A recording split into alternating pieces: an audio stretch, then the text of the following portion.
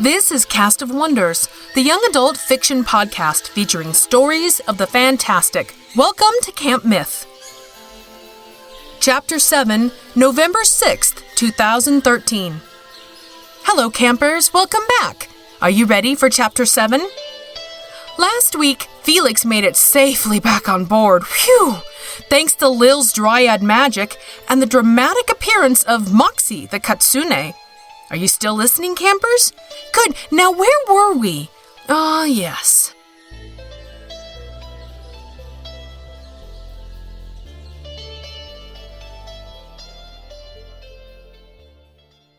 Camp Myth, Phoenix Watching, by Chris Lewis Carter. Chapter 7. It was easy to see why Lil was a counsellor. Despite her young age and bubbly personality, you'd be hard-pressed to find a more talented dryad. While we were all busy falling to our deaths, Lil had managed to create a tree in place of the broken rod, which Turbo's claw was now firmly wrapped around, once again stabilising the bus, weave a thick barrier of leaves to patch the windshield, and guide the camper-seeking vine that snagged Archie's leg. As for Moxie, our stowaway, Lil thought it best to save all of her questions until we arrived at the camp. After everything we'd been through so far, it was no surprise that she just wanted the rest of the trip to pass by as smoothly as possible. Because there weren't any free seats, Moxie squeezed in between Archie and me. It felt a little awkward at first, but after a few minutes of sitting in silence, I said, "So you were in your fox form this whole time, weren't you? That explains how you managed to get on the bus without being seen." She ran a hand through her hair and nodded. Yeah, I've been curled up underneath your seat for ages now. That's how I heard you both talking about the crossword puzzle, which I rocked, I might add. So you were the voice in Felix's head? Archie said. You're telepathic, too? I can be while I'm in fox form. It's a Kasune thing, she replied. Archie thought for a moment, then said, Wait, so if you could hear our entire conversation, why didn't you just tell me the answers instead of him? I probably would have, she said. But then you mentioned how freaked out you were about flying.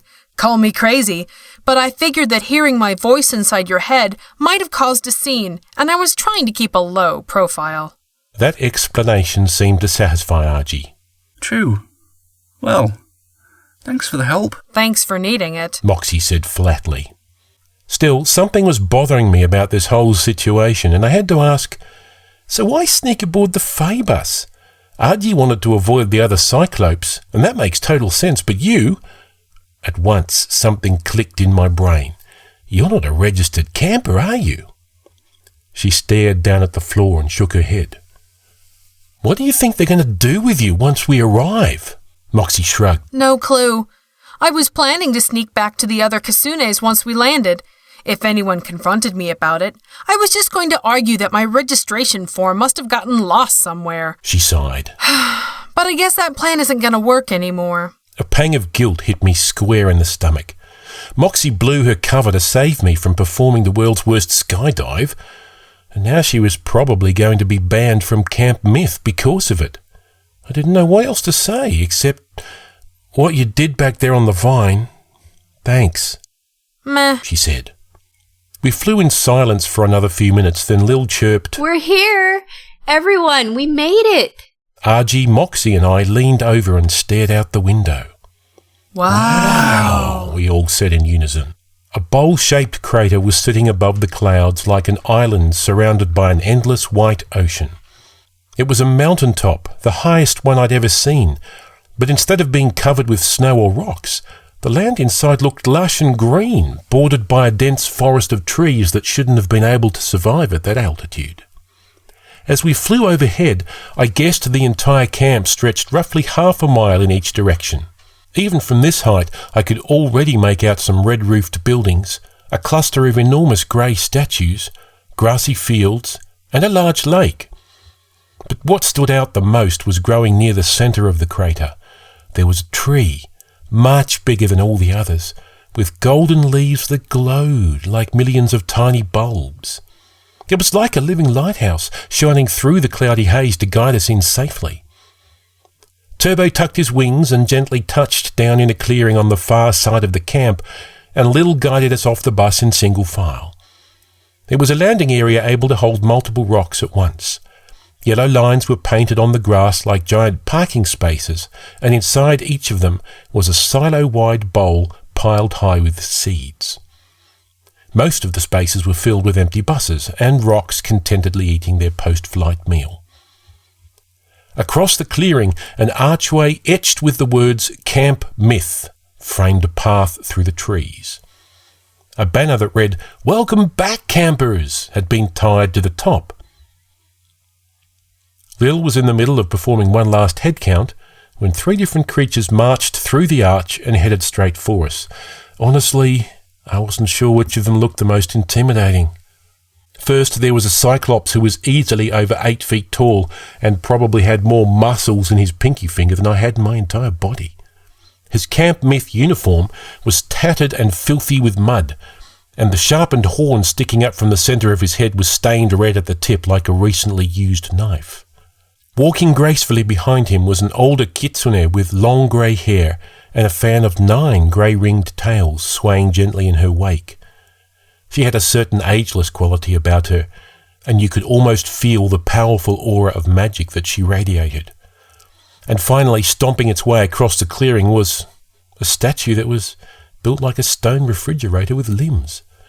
It had a block-shaped head and orange eyes that glowed like dying coals.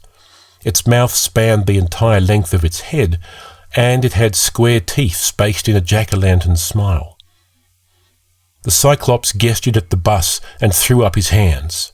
What in the name of the forge is going on? Lil started to blush. Oh, hello, Brontes. She stammered. Well, we had an incident during our flight.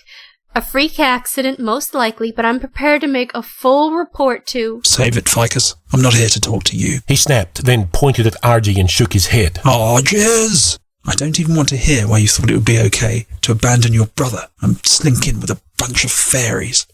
Whispers fluttered through the group.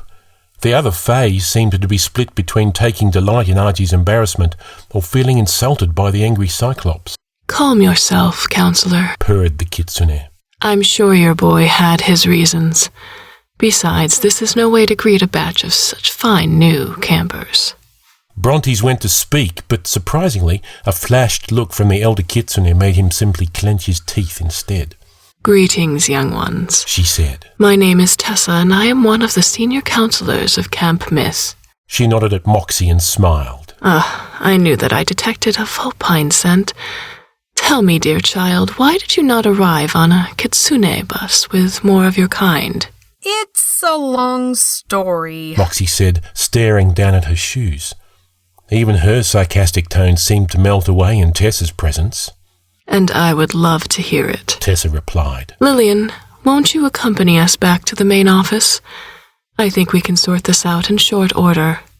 Yes, ma'am. Lil said. But I'm supposed to give these campers a tour of the grounds. Not to worry. That's why I've brought our friend Loam here. Tessa patted the statue on the leg. Loam, would you kindly show this group around the camp, please? It bowed slowly in her direction. Yes, my lady, came a booming voice. I am able to do this. Follow me. Loam lumbered his way back across the clearing. The rest of us began to follow him, but Brontes grabbed Argy's arm as he passed. Where do you think you're going? He said. Everyone else continued to follow Loam, but I hung back to wait for Argy. I was just... Argy gulped. Going to take the tour, sir? Absolutely not. You're coming with me to apologise to the rest of your clan and to beg them for the tiniest sliver of forgiveness for your disgraceful behaviour. I could feel my pulse pounding in my temples. I knew that I shouldn't get involved, but I couldn't help myself from defending Argy. Come on, lighten up, I said. He didn't do it to be mean. Argy's mouth dropped open in shock, and the fiery eye of Brontes locked onto me. Do not concern yourself in Cyclopean affairs, little Fay. He spat. Were we on a true field of battle, Arges would have been branded a traitor and forced to face the merciless wrath of his clan. Argy must have noticed that I wasn't about to back down because he was biting his lip and quickly shaking his head in my direction. He looked like he was about to have a heart attack. "Yeah, but come on," I said. "This is a summer camp we're talking about here, not a battlefield." Brontes released his grip on Argy and marched over to me. He towered above my head, glaring hard enough to burn a hole straight through the ground. "We are always on a battlefield of some kind, little Fay. You would do well to remember that." He stormed back toward the archway. "Come along, archers." Argy slumped his shoulders and began to follow his father. "I'll catch up with you later," he whispered, and I just stood there as they disappeared through the archway and out of sight.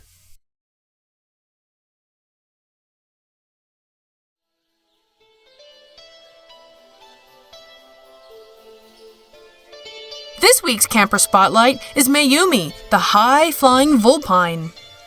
Felix says, Mayumi the kitsune came all the way from Tokyo to attend Camp Myth. I found her hanging around the golem statuary, which she enjoys because they remind her of the sculptures and stone carvings found in her native homeland. Mayumi was invented by Trudy Gould. You can find the picture of her on the Camp Myth webpage. Campers, Cast of Wonders needs your help. We love bringing you these free stories week after week, but we won't be able to without your help. Please consider donating at castofwonders.org, where you'll find buttons for regular and one-time donations via PayPal. Or please help spread the word about our Camp Myth and our weekly stories by blogging or tweeting about us, writing us a review on iTunes, and liking our Facebook page.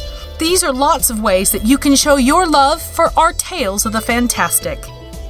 Camp Myth Phoenix Watching is a Cast of Wonders production brought to you by Wolfsbane Publishing, and it features the voice talents of Kate Baker, Adam Black, Tina Connolly, Graham Dunlop, Christiniana Ellis, Marguerite Kenner, Alethea Contis, Alistair Stewart, Ian Stewart, and Barry J. Northern.